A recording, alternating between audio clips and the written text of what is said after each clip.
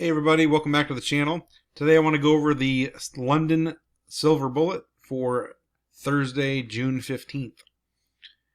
Okay, so when we come to the chart here, this dark gray area is 3 a.m. to 4 a.m. Eastern Time, and price comes down and it takes out this short-term low right there, and it comes down, stops, it comes back, and then it trades through this short-term low. So sell side liquidity has been taken, and if we look over how much we've taken quite a bit of sell side liquidity at this point.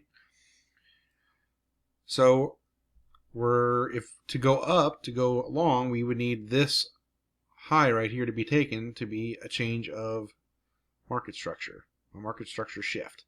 It'd have to be this one right here. Why? Because this is the swing high that was the catalyst that took out this swing low. So it formed this swing low, that's the swing high, that's the market structure shift.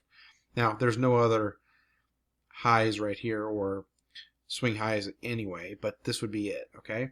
So when that gets broke right here, now we can look back. We see a fair value gap right here. We also see a fair value gap right here, but we also have a volume imbalance and a volume imbalance. So we'll just mark that as a fair value gap because otherwise it'd be my two pink lines there. So it'd just be a whole big solid chunk of PD arrays. All right. So when price comes back down, you'd place your limit order right here, and you could get in right there, and you'd place your stop below this candle right here would be the first one, but since this is a fair value gap, I'd put it one tick below that because price can come back down into this before going in our desired direction. Okay, so when there's two stacked like this, you want to put your stop below the second one, the lower one in this case. If we were going short, it'd be the higher one. Okay, so put my stop here, and I'd be targeting these highs, but I want my 5 handles. So this would be right here. So my draw on liquidity would be this one. Okay. Now, where would I take partials? Usually I take partials at the first major swing point, which is right here. So I'd take my partials right there. I know it's so close, but you never know. It could come up and then come down. So I'd take my partials here, and then just move my stop to break even. Okay, so as price is coming up, it comes down, fine, it fills in this fair value gap right here, I'm fine with that, comes up, takes out this short-term high right here, that's a good thing, and then it comes back down. There's volume imbalance here, fair value gap right in here, volume imbalance right here, and price comes back down into our fair value gap again. Now, you gotta think, would you take this trade, the second trade? Now, I know I would because I'm looking for it to go higher. So for me, I'd be taking my second one as it came in here. After it came in, I mean, look at it where the body respects it. It closes there, or it opens at the bottom right there rather, and it closes at the top. That's where I'm getting in, right there, okay? Because I want to see how this respects this. If it respects this, and this first candle comes in it already came over 60%. So we would have, if we would have taken our partial at 60%, we would break even here. Okay.